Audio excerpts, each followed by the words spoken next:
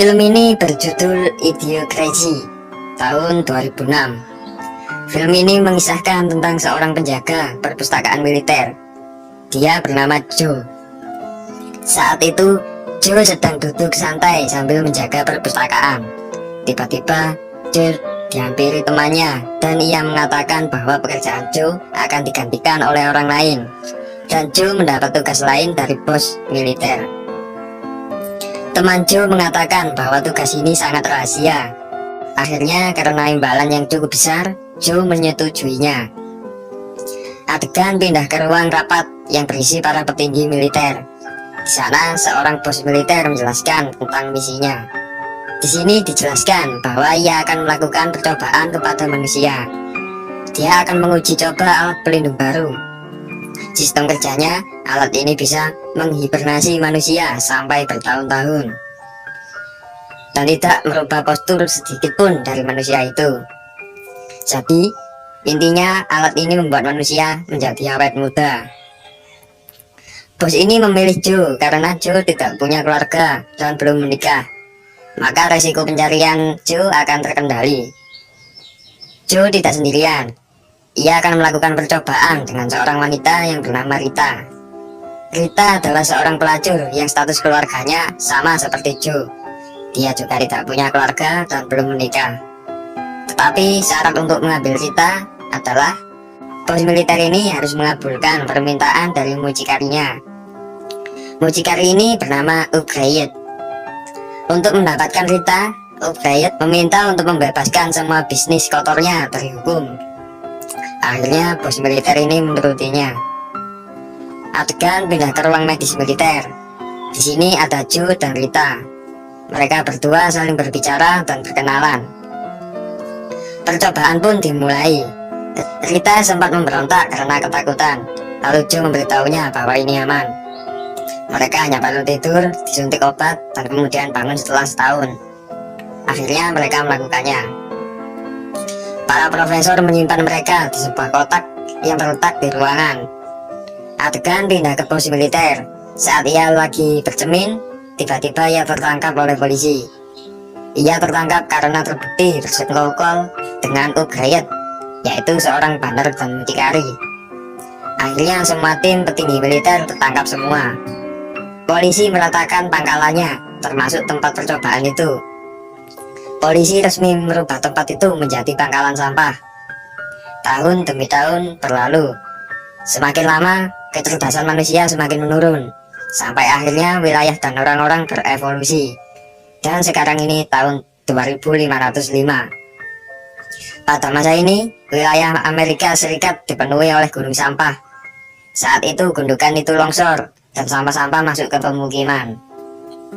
Longsoran itu membawa kotak yang berisi Joe ke dalam rumah. Dan karena benturan, Joe akhirnya terbangun dari hibernasinya. Rumah itu ditinggali oleh seseorang yang bernama Frito. Saat itu Frito sedang menonton TV, dan Joe bertanya kepadanya.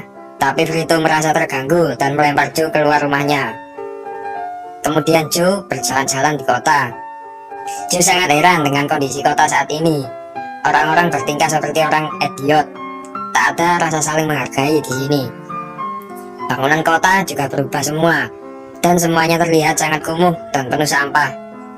Saat itu Joe sedang menuju rumah sakit untuk periksa, karena merasa dia sedang berhalusinasi. Saat Joe masuk ke ruangan rumah sakit, ia sangat heran. Tempat yang seharusnya bersih ternyata juga sangat kumuh. Tetapi Joe melihat kemajuan teknologi terlihat sangat canggih. Semua bentuk pelayanan berupa mesin robot. Tapi Joe merasa bahwa orang-orang di situ tidak bisa menggunakan alat robot itu dengan cerdas. Joe kemudian pergi ke toilet untuk mencuci mulutnya. Joe terkejut karena yang keluar dari keran bukanlah air biasa, melainkan minuman sejenis soda yang seharusnya tidak digunakan untuk mencuci tangan ataupun berkumur. Lalu Joe menanyakan air biasa kepada petugas di sana, tapi petugas itu malah menertawakannya. Di rumah sakit yang memeriksa orang sakit bukanlah dokter, melainkan mesin yang bisa mendeteksi penyakit secara otomatis. Joe merasa tidak yakin dengan itu. Saat Joe melakukan perawatan, Joe sedang melakukan pembayaran biaya perawatannya. Joe melihat tulisan tahun 2505 di sebuah majalah. Awalnya Joe tidak percaya, tapi dia mencocokkannya dengan sebuah kalender. Ternyata sama. Joe kaget dan kemudian ia melihat dari sebuah jendela. Kondisi kota sangat kacau. Joe baru sadar bahwa ia telah berhibernasi selama 500 tahun. Lalu perawat itu menanyakan tato di lengannya. Tato itu digunakan untuk alat pembayaran identitas dan lain-lain. Tetapi Joe tidak mempunyai tato itu. Lalu perawat itu menyalakan alarm darurat dan meneriaki Joe. Orang yang tidak bertato dianggap penjahat tingkat tinggi di sana. Akhirnya Joe ditangkap polisi dan dibawa ke pengadilan. Saat Joe di ruang pengadilan, Joe dihina dan caci maki. Joe menyalahkan semuanya, tetapi mereka semua terlihat sangat bodoh dan tidak bisa mencerna apa yang Joe katakan. Akhirnya Joe dinyatakan sebagai tersangka. Adegan pindah ke Rita. Rita saat itu juga sudah terbangun dari hibernasinya. Dia di sana mencari uang dengan merayu dan menipu para lelaki hidung belang. Rita merasa bahwa orang-orang itu sangat mudah untuk dibodohi. Saat itu Rita sedang menipu seorang pemuda hidung belang. Rita kaget bahwa mata uang yang dipegangnya bergambar sangat aneh. Tapi Rita tidak menghiraukannya dan menggunakan uang itu. Adegan pindah ke Joe yang sedang melakukan penatuan dan pendaftaran identitas. Semua dilakukan dengan mesin komputer. Joe tidak menyangka bahwa mesin itu sangat tidak efisien. Kemudian Joe dibawa ke ruangan untuk melakukan tes IQ. Joe merasakan pertanyaan yang diajukan terlalu mudah, seperti pertanyaan anak TK. Kemudian selanjutnya Joe dibawa ke sel. Saat perjalanan menuju sel, Joe menipu petugas di sana dan melarikan diri dengan sangat mudah. Akhirnya Joe pergi ke rumah Vito. Joe menjelaskan semua kepada Vito, tapi karena Vito orang yang sangat bodoh, Vito hanya bengong melihat Joe bicara. Akhirnya Joe menjelaskan bahwa ia ingin kembali ke tahun 2005. Lalu Vito menjawab bahwa ada mesin waktu di suatu tempat dan hanya dia yang tahu. Akhirnya Joe membujuk Vito dan membawanya ke mesin waktu itu. Saat itu Joe sedang dikejar polisi. Di tengah perjalanan Joe bertemu Rita dan kemudian Joe mengajaknya. Singkat cerita, Joe lolos dari kejaran polisi itu. Tapi para polisi bodoh itu menghancurkan mobil Vito sampai terbakar. Selanjutnya mereka berjalan kaki menuju mall. Singkat cerita, Joe tertangkap kembali, tetapi kali ini dia dibawa ke istana kepresidenan Amerika Serikat. Di sana Joe berkenalan dengan para menteri. Mereka semua terlihat sangat bodoh. Akhirnya Joe berhadapan langsung dengan Presiden Amerika. Alasan Joe dibawa ke istana adalah karena Presiden merasa Joe adalah orang terpintar di dunia, dan Joe bisa memperbaiki masalah yang dialami negara. Presiden melihat hasil tes IQ yang Joe kerjakan saat dia di penjara. Akhirnya Joe diangkat menjadi Menteri Ekonomi. Presiden menjelaskan pada Joe masalah yang dialami. Masalah yang paling sulit adalah tanaman yang tidak bisa tumbuh. Joe menyuruh untuk memanggil Vito untuk menunjukkan peta mesin waktu itu. Adegan pindah ke sebuah ladang gersang. Akhirnya Vito memberikan peta itu secara diam-diam, tapi sayangnya Joe gagal kabur. Akhirnya Joe pergi kembali ke ladang. Joe melihat bahwa tanaman itu disirami oleh minuman soda.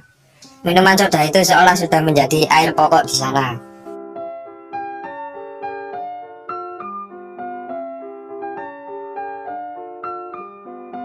Joe berpikir bahwa minuman ini adalah penyebab tanaman tidak bisa tumbuh. Akhirnya Joe menyuruh untuk mengganti air soda dengan air biasa. Tapi masalah tiba-tiba muncul.